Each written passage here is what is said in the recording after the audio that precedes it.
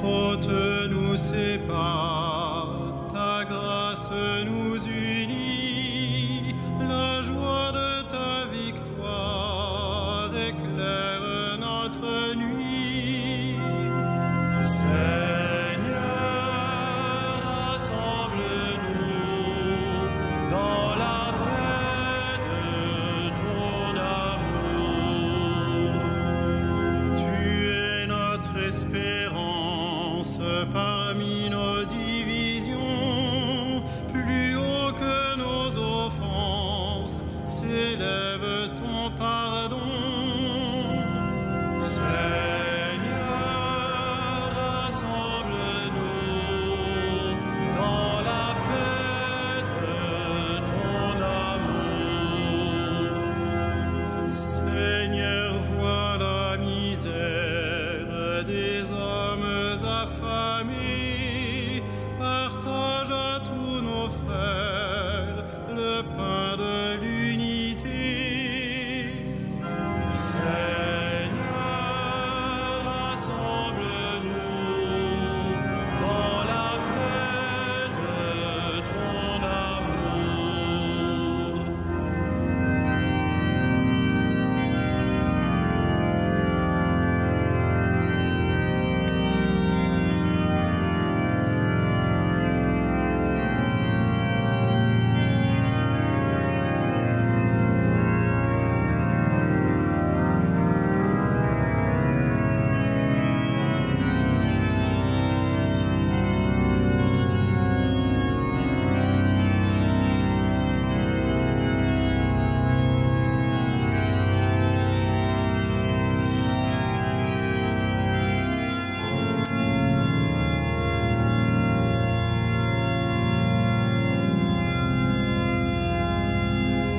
Heureux le cœur des pauvres qui cherchent l'unité, heureux dans ton royaume les frères retrouvés.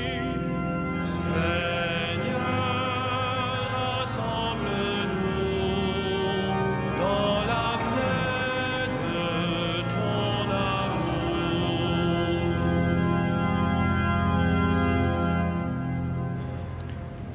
Au nom du Père et du Fils et du Saint-Esprit, la grâce de Jésus-Christ notre Seigneur, l'amour de Dieu le Père et la communion de l'Esprit Saint soient toujours avec vous. Oui, frères et sœurs, rassemblés dans cette cathédrale, en communion avec tous ceux qui nous écoutent sur Radio Notre-Dame ou par l'intermédiaire de KTO Télévision, nous voulons être unis dans l'amour du Seigneur. C'est sa parole, son pain de vie partagé qui nous rassemble comme chaque dimanche. Ouvrons notre cœur à sa présence. Supplions au début de cette messe quelques instants en silence sa miséricorde, qu'elle ne cesse de nous relever, de nous faire vivre. Demandons pardon pour nos péchés.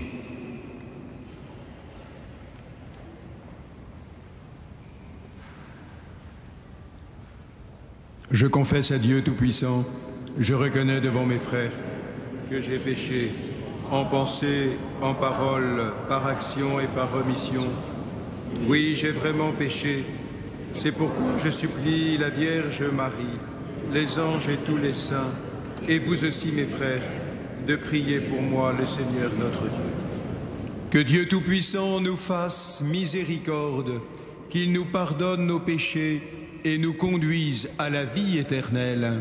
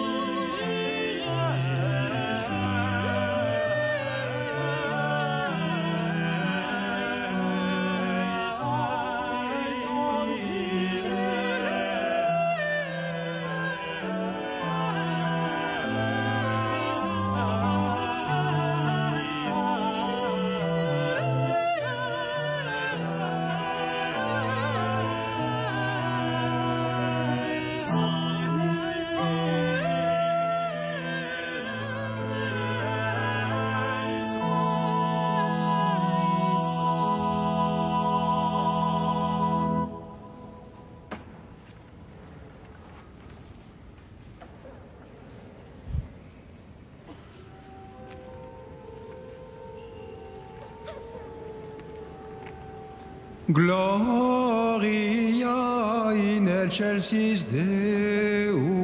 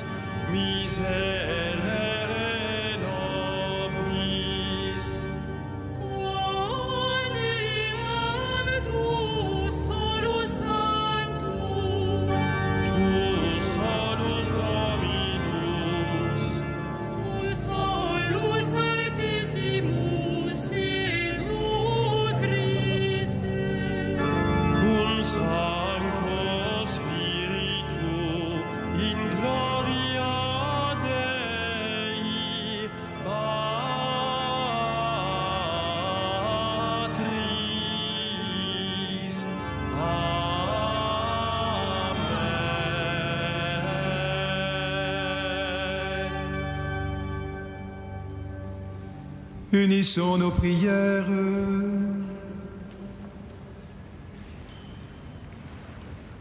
Accorde-nous, Seigneur, de pouvoir t'adorer sans partage et d'avoir pour tout homme une vraie charité. Par Jésus-Christ, ton Fils, notre Seigneur et notre Dieu, qui règne avec toi et le Saint-Esprit, un seul Dieu pour les siècles des siècles.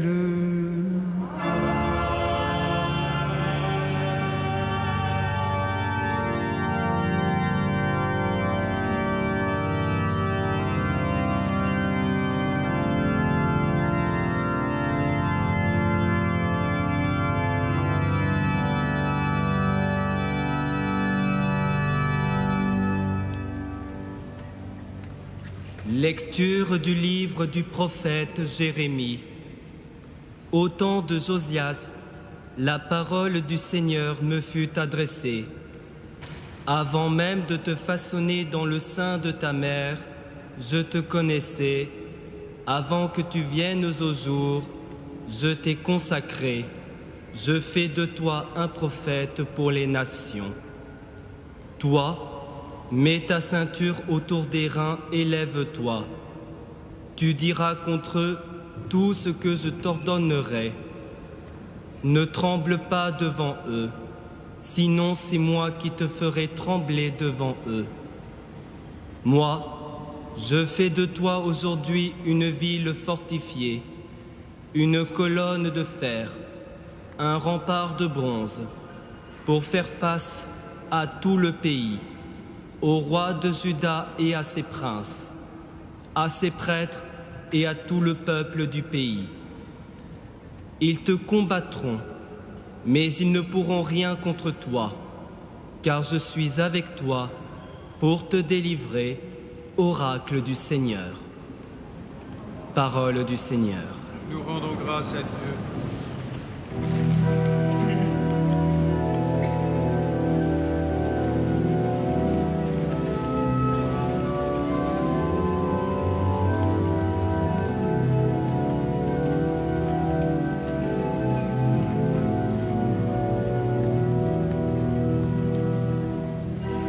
Sans fin, je proclamerai ta justice et ton salut. Sans fin, je proclamerai ta justice et ton salut. En toi, Seigneur, j'ai mon refuge. Garde-moi d'être humilié pour toujours. Dans ta justice, défends-moi, libère-moi. Tends l'oreille vers moi et sauve-moi. Sans fin, je proclamerai ta justice et ton salut.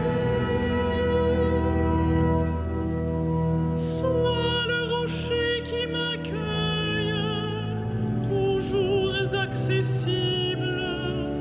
Tu as résolu de me sauver. Ma forteresse et mon roc, c'est toi.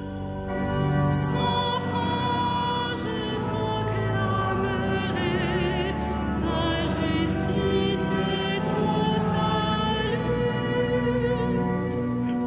Seigneur mon Dieu, tu es mon espérance, mon appui dès ma jeunesse. Toi, mon soutien dès avant ma naissance. Tu m'as choisi dès le ventre de ma mère. Sans fin, je proclamerai ta justice et ton salut. Ma bouche annonce tout le jour tes actes de justice et de salut. Mon Dieu, tu m'as instruit dès ma jeunesse. Jusqu'à présent, j'ai proclamé tes merveilles. Sans fin, je proclamerai ta justice et ton salut.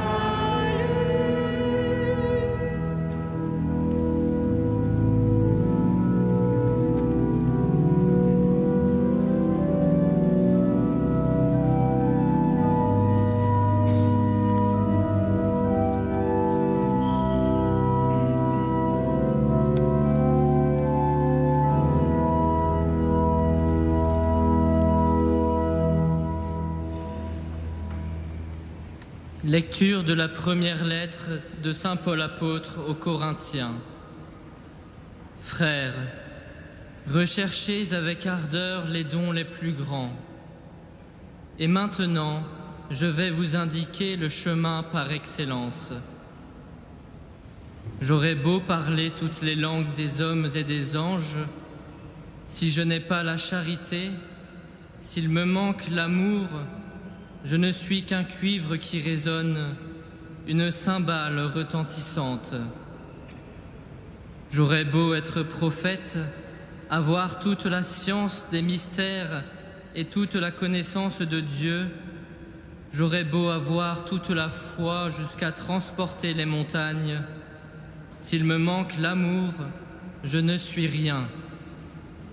J'aurais beau distribuer toute ma fortune aux affamés, j'aurais beau me faire brûler vif, s'il me manque l'amour, cela ne me sert à rien. L'amour prend patience, l'amour rend service, l'amour ne jalouse pas, il ne se vante pas, ne se gonfle pas d'orgueil, il ne fait rien d'inconvenant, il ne cherche pas son intérêt, il ne s'emporte pas, il n'entretient pas de rancune. Il ne se réjouit pas de ce qui est injuste, mais il trouve sa joie dans ce qui est vrai. Il supporte tout, il fait confiance en tout, il espère tout, il endure tout. L'amour ne passera jamais. Les prophéties seront dépassées, le don des langues cessera, la connaissance actuelle sera dépassée. En effet, notre connaissance est partielle, nos prophéties sont partielles. Quand viendra l'achèvement, ce qui est partiel sera dépassé. Quand j'étais petit enfant, je parlais comme un enfant, je pensais comme un enfant, je raisonnais comme un enfant. Maintenant que je suis un homme, j'ai dépassé ce qui était propre à l'enfant. Nous voyons actuellement de manière confuse, comme dans un miroir. Ce jour-là, nous verrons face à face. Actuellement, ma connaissance est partielle. Ce jour-là, je connaîtrai parfaitement comme j'ai été connu. Ce qui demeure aujourd'hui, c'est la foi, l'espérance et la charité. Mais la plus grande des trois, c'est la charité. Parole du Seigneur.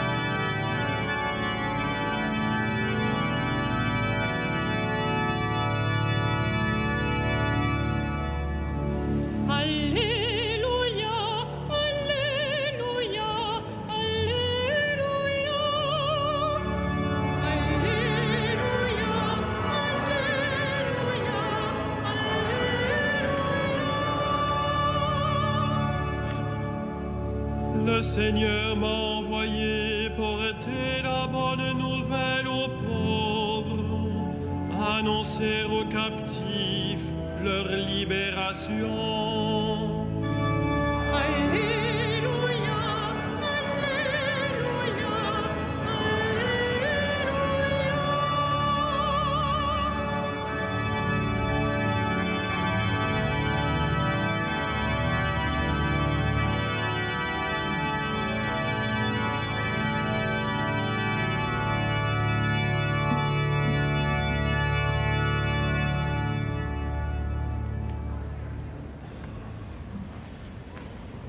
Le Seigneur soit avec vous. Et avec votre esprit. Évangile de Jésus-Christ selon saint Luc. Gloire à toi, Seigneur.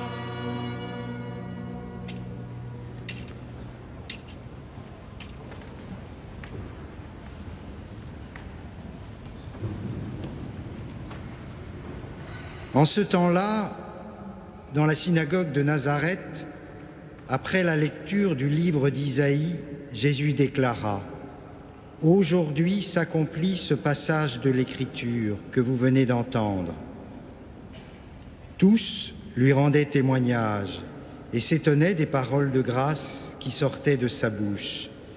Ils se disaient : « N'est-ce pas là le fils de Joseph ? » Mais il leur dit : « Sûrement vous allez me citer le dicton « Médecin, guéris-toi toi-même » et me dire : « Nous avons appris tout ce qui s'est passé à Capharnaüm. Fais donc de même ici dans ton lieu d'origine. » Puis il ajouta : « Amen, je vous le dis, aucun prophète ne trouve un accueil favorable dans son pays. En vérité, je vous le dis, au temps du prophète Élie, lorsque pendant 3 ans et demi le ciel retint la pluie et qu'une grande famine se produisit sur toute la terre, il y avait beaucoup de veuves en Israël.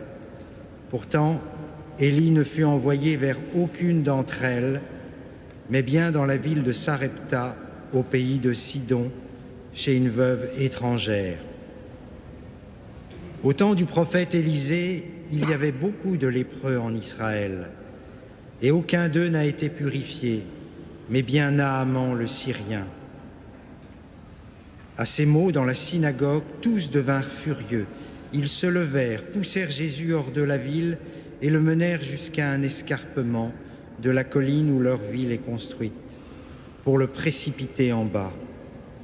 Mais lui, passant au milieu d'eux, allait son chemin. Acclamons la parole de Dieu. Louange à toi, Seigneur Jésus.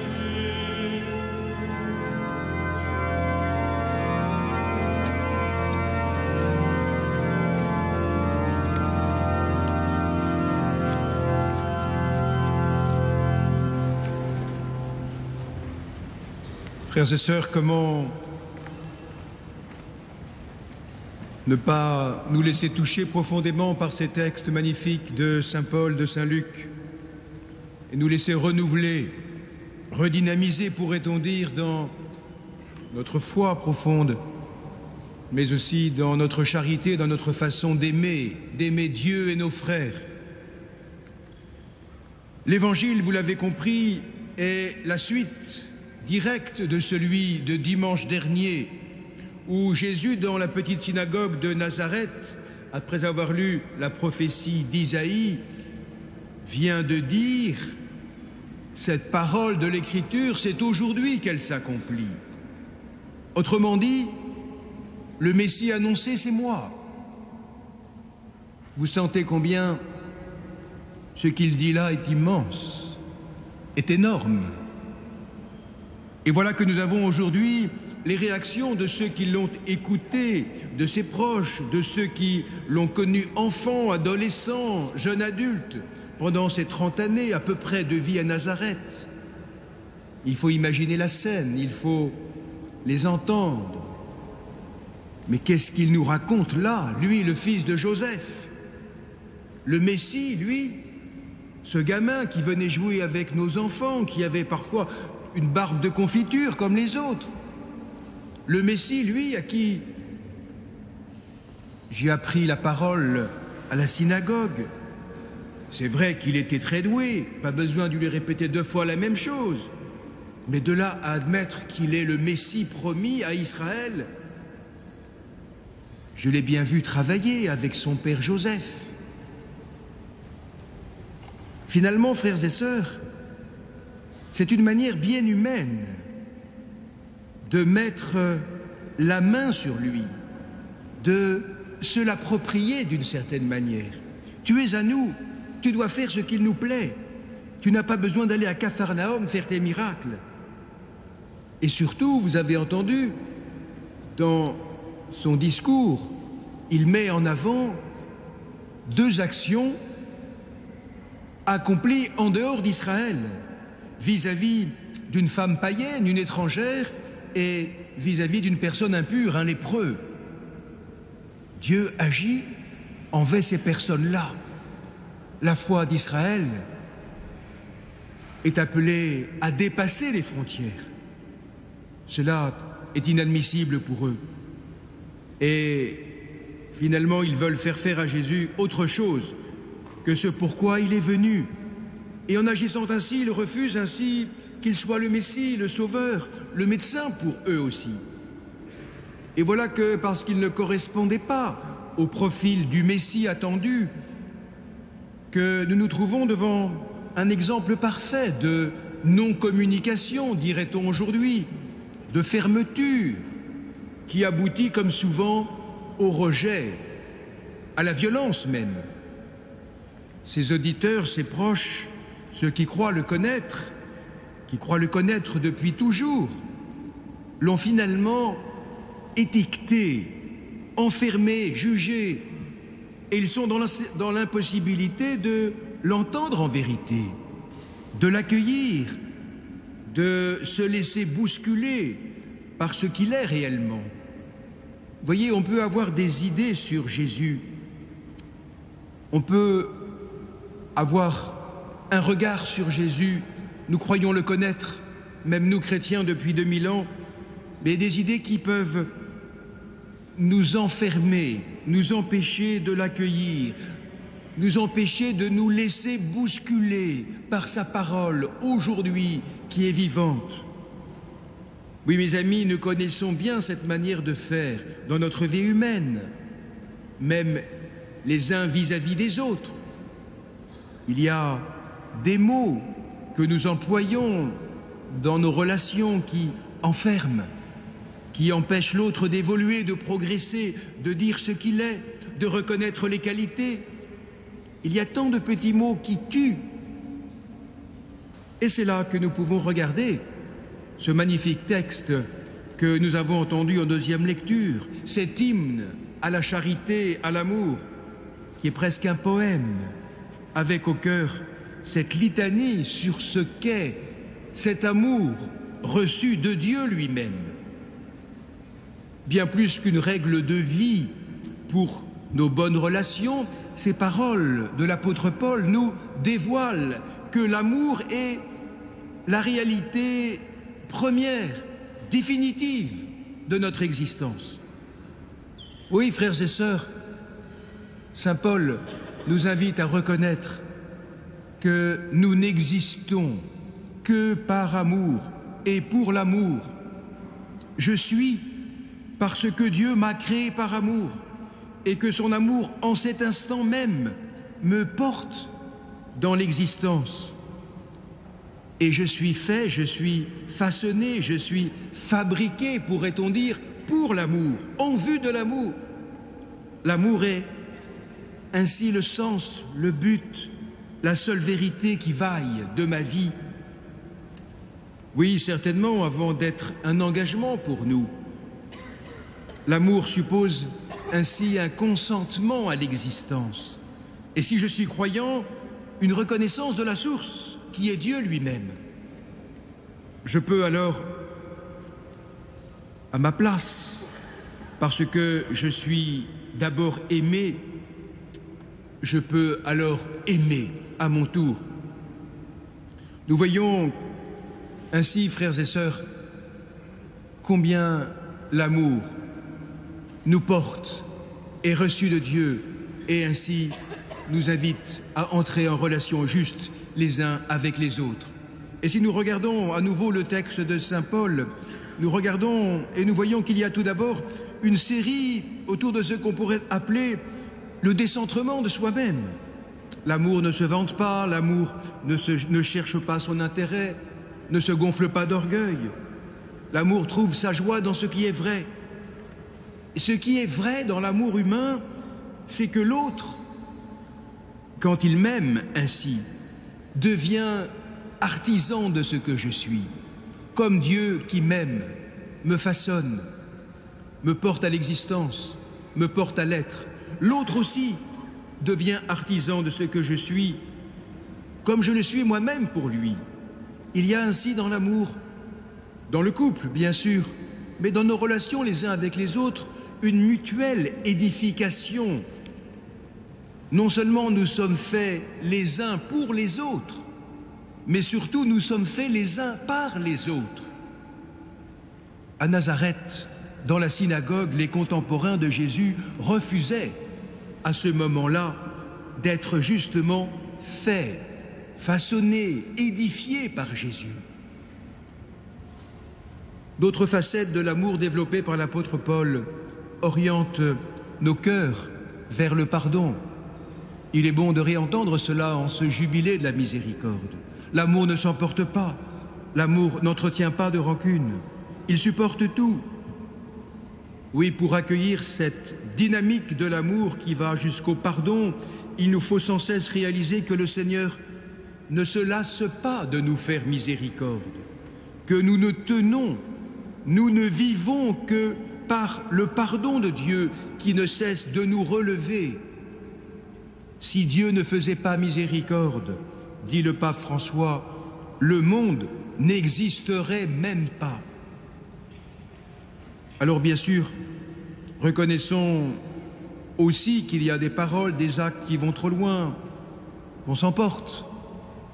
Mais surtout, sachons repartir, non pas oublier ce qui est de l'ordre de la psychologie, mais pardonner ce qui est infiniment plus profond, plus spirituel, divin même. Et pour cela, il faut parler, il faut se le dire. Et la parole qu'on se dit alors comme une parole quasiment divine a un formidable effet, elle est efficace. Dans la vie, nous le savons bien, les choses ne vont pas sans dire. Elles sont d'autant mieux vécues qu'elles sont dites. Aussi bien les choses qu'on a à se faire pardonner, les crises, que d'ailleurs les belles choses de nos vies. Il faut se les dire, et quand elles sont dites ainsi, elles peuvent alors prendre une force nouvelle. Vous savez, le dialogue qui crée la communion, qui ouvre au pardon, est le pain quotidien de l'amour. Et quand il n'existe plus en profondeur, l'amour meurt. Il y a la première strophe de cet hymne à la charité, de ce poème, qui est plus troublante, pourrait-on dire, mais si forte. Par 3 fois, vous avez entendu, saint Paul nous dit « S'il me manque l'amour, cela ne sert à rien. Je ne suis rien. » Et ce sont comme des catégories sociales qui sont visées. Il y a d'abord, pourrait-on dire, les forts en thème, ceux qui parlent toutes les langues. On dirait aujourd'hui ceux qui sont chargés de diplômes, ceux qui ont réussi. Sans amour, ils ne sont que des symboles qui résonnent. C'est brillant, ça fait du bruit, mais la belle affaire. Ensuite, ne vous inquiétez pas, ce sont aussi les religieux, les théologiens, et même ceux qui ont une foi énorme. Même ceux-là peuvent être sans amour, mais alors toute leur science, toute leur foi est vide. Ils ne sont rien. Enfin, et c'est à peine croyable, il y aurait des gens d'une immense générosité qui donneraient leur fortune aux affamés sans amour. Qu'est-ce que tout cela veut dire, frères et sœurs? Que l'amour est la sève, et sans sève tout meurt.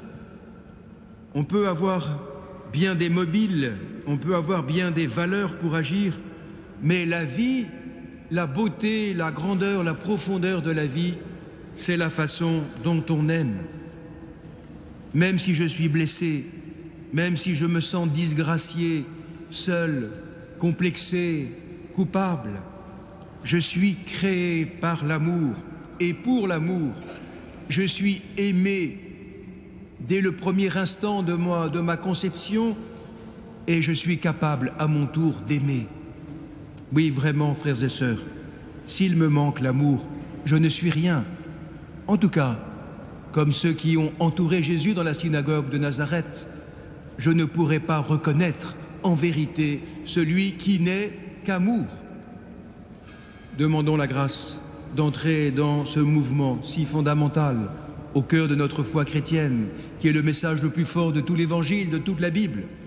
Demandons d'entrer dans cet amour qui est l'être même de Dieu.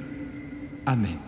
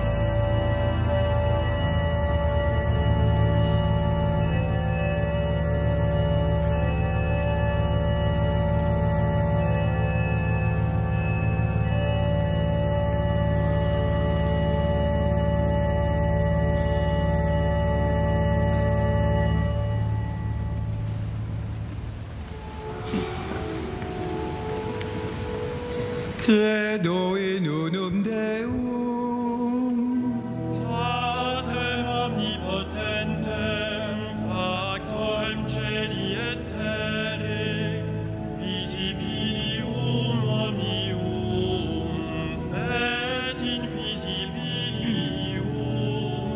et in unum Dominum, Iesum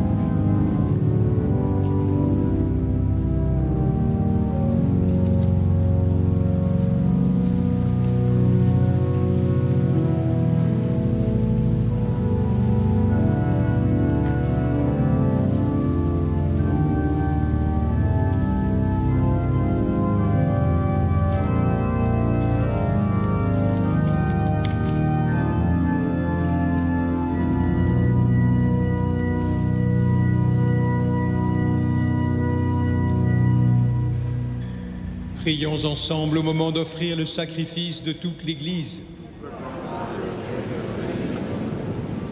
Pour te servir, Seigneur, nous déposons nos offrandes sur ton autel. Accueille-les avec indulgence pour qu'elles deviennent le sacrement de notre salut. Par Jésus-Christ, ton Fils, notre Seigneur, pour les siècles des siècles.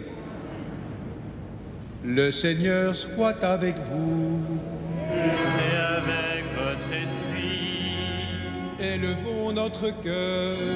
Nous le tournons vers le Seigneur. Rendons grâce au Seigneur notre Dieu. Cela est juste et bon. Vraiment, il est juste et bon de te rendre gloire. Père très saint, Dieu éternel et tout-puissant, de qui nous tenons la vie, la croissance et l'être. Dans cette existence de chaque jour que nous recevons de ta grâce, la vie éternelle est déjà commencée.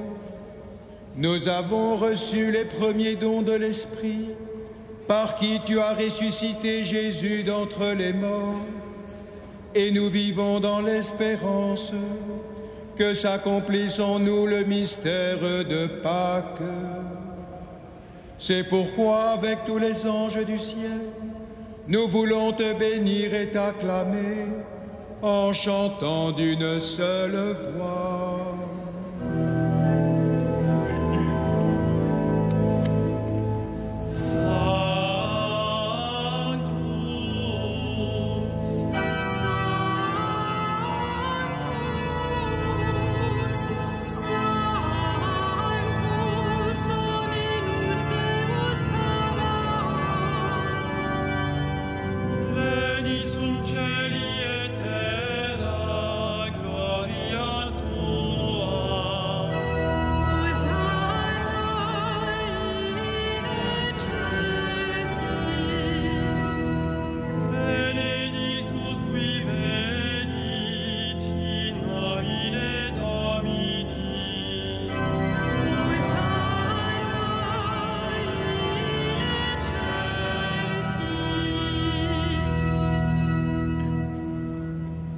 Tu es vraiment saint, Dieu de l'univers, et toute la création proclame ta louange, car c'est toi qui donnes la vie, c'est toi qui sanctifies toutes choses, par ton Fils Jésus-Christ notre Seigneur, avec la puissance de l'Esprit Saint, et tu ne cesses de rassembler ton peuple, afin qu'il te présente partout dans le monde une offrande pure. C'est pourquoi nous voici rassemblés devant toi, et dans la communion de toute l'Église, en ce premier jour de la semaine, nous célébrons le jour où le Christ est ressuscité d'entre les morts. Par lui que tu as élevé à ta droite, Dieu Tout-Puissant, nous te supplions de consacrer toi-même les offrandes que nous apportons. Sanctifie-les par ton esprit, pour qu'elles deviennent le corps et le sang de ton Fils, Jésus-Christ notre Seigneur, qui nous a dit de célébrer ce mystère. La nuit même où il fut livré, il prit le pain. En te rendant grâce, il le bénit, il le rompit et le donna à ses disciples en disant : « Prenez et mangez-en tous, ceci est mon corps livré pour vous. »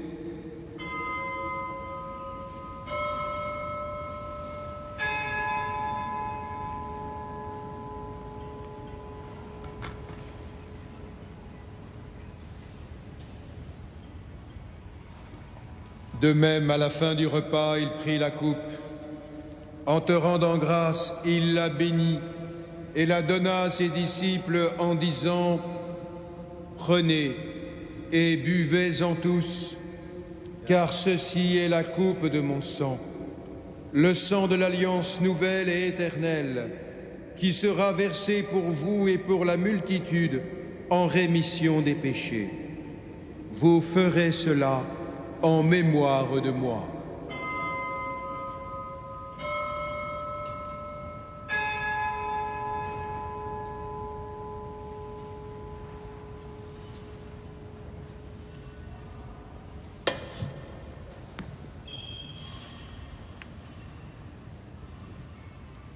Il est grand le mystère de la foi.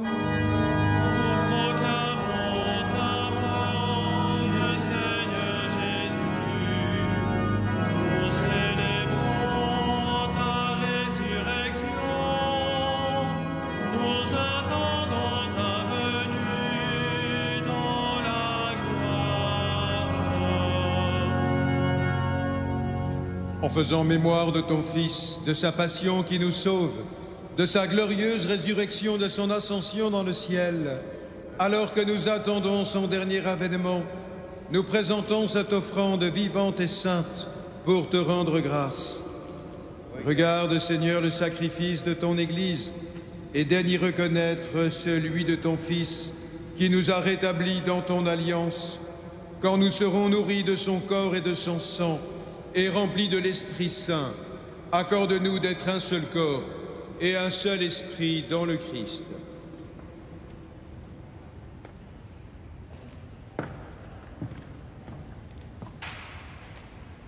Que l'Esprit Saint fasse de nous une éternelle offrande à ta gloire, pour que nous obtenions un jour les biens du monde à venir. Auprès de la Vierge Marie, la bienheureuse Mère de Dieu, de Saint Joseph, avec les apôtres, les martyrs, Saint Denis et tous les saints, qui ne cessent d'intercéder pour nous. Et maintenant, nous te supplions, Seigneur, par le sacrifice qui nous réconcilie avec toi, étends au monde entier le salut et la paix. Affermis la foi et la charité de ton Église au long de son chemin sur la terre. Veille sur ton serviteur, le pape François, notre évêque André, l'ensemble des évêques, les prêtres, les diacres, tout le peuple des rachetés. Écoute les prières de ta famille assemblée devant toi. Ramène à toi, Père très aimant, tous tes enfants dispersés. Pour nos frères défunts, pour les hommes qui ont quitté ce monde et dont tu connais la droiture, nous te prions. Reçois-les dans ton royaume, où nous espérons être comblés de ta gloire, tous ensemble et pour l'éternité, par le Christ notre Seigneur, par qui tu donnes au monde toute grâce et tout bien.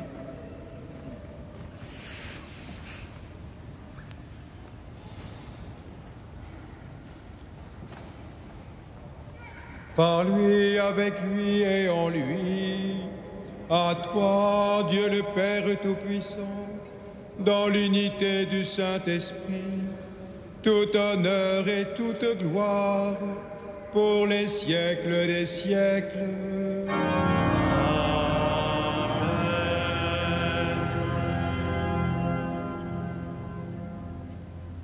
L'Esprit Saint répandu dans nos cœurs nous fait la grâce de pouvoir dire avec le Christ: Notre Père, qui es aux cieux, que ton nom soit sanctifié, que ton règne vienne, que ta volonté soit faite sur la terre comme au ciel.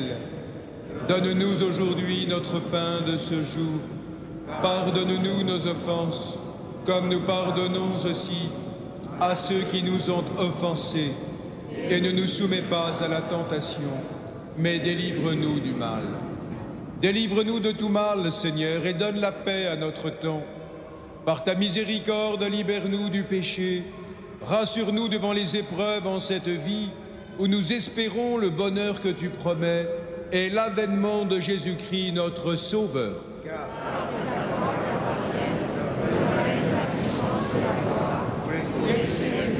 Seigneur Jésus-Christ, tu as dit à tes apôtres: je vous laisse la paix, je vous donne ma paix.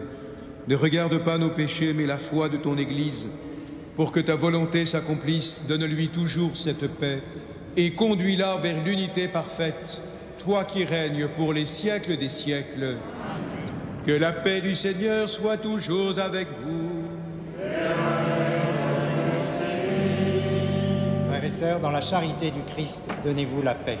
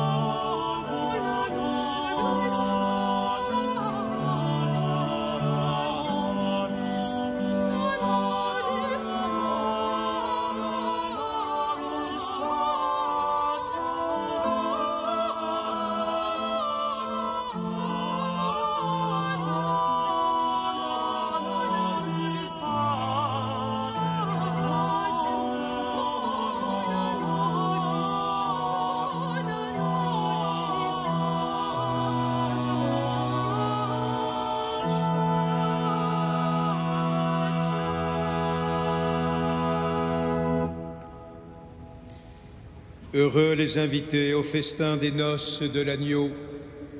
Voici l'agneau de Dieu qui enlève le péché du monde. Seigneur, je ne suis pas digne de te recevoir, mais dis seulement une parole. Gloire du Christ,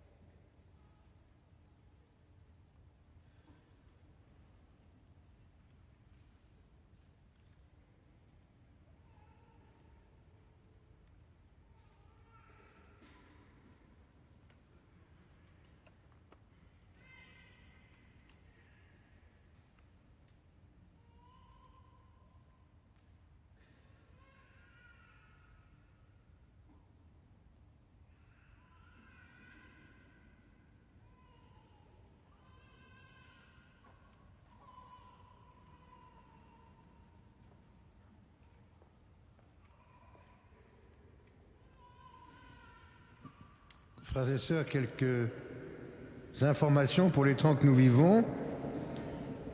Tout d'abord, mardi prochain, 2 février, fête de la présentation du Seigneur au Temple, chant de l'heure.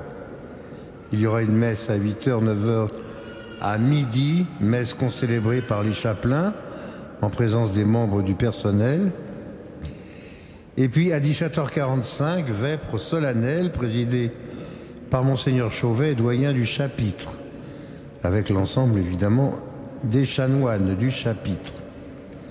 Et à 18h15, messe solennelle présidée par son Excellence Monseigneur Luigi Ventura, nonce apostolique en France, en présence évidemment des chanoines et des prêtres de la cathédrale.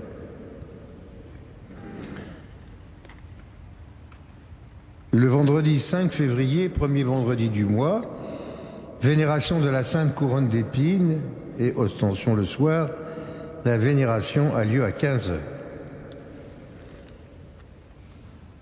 Dans le cadre du Triduum dominicain, vous êtes invité à une conférence par le cardinal Duca le samedi 6 février à 11h, puis à la messe à midi. Le soir du 6 février,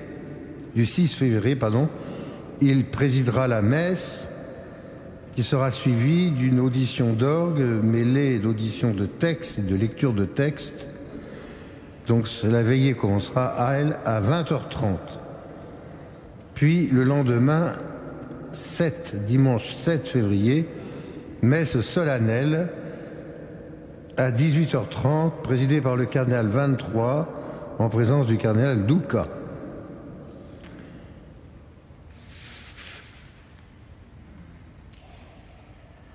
Je vous recommande ces temps-ci le 63e anniversaire de la Journée mondiale des lépreux, Fondation Raoul Follereau, et aussi la quête pour l'ordre de Malte. Enfin, un concert à Notre-Dame de Paris, mardi 9 février à 20h30. Il s'agira du livre Vermeil de Montserrat, donné par la maîtrise Notre-Dame de Paris. Vous pouvez prendre, comme à l'habitude, des places à l'accueil. Voilà, il est temps de terminer notre célébration avec Monseigneur Bruno Lefebvre-Fontalis, vicaire général de notre diocèse et chanoine du Vénérable Chapitre. Nous levons. Ensemble, rendons grâce à Dieu. Nous avons été fortifiés, Seigneur, par le sacrement de notre rédemption. Permets que cet aliment de salut éternel nous fasse progresser dans la vraie foi. Par Jésus-Christ, ton Fils, notre Seigneur, pour les siècles des siècles. Le Seigneur soit avec vous. Que Dieu Tout-Puissant vous bénisse, le Père, le Fils et le Saint-Esprit. Allez dans la paix du Christ.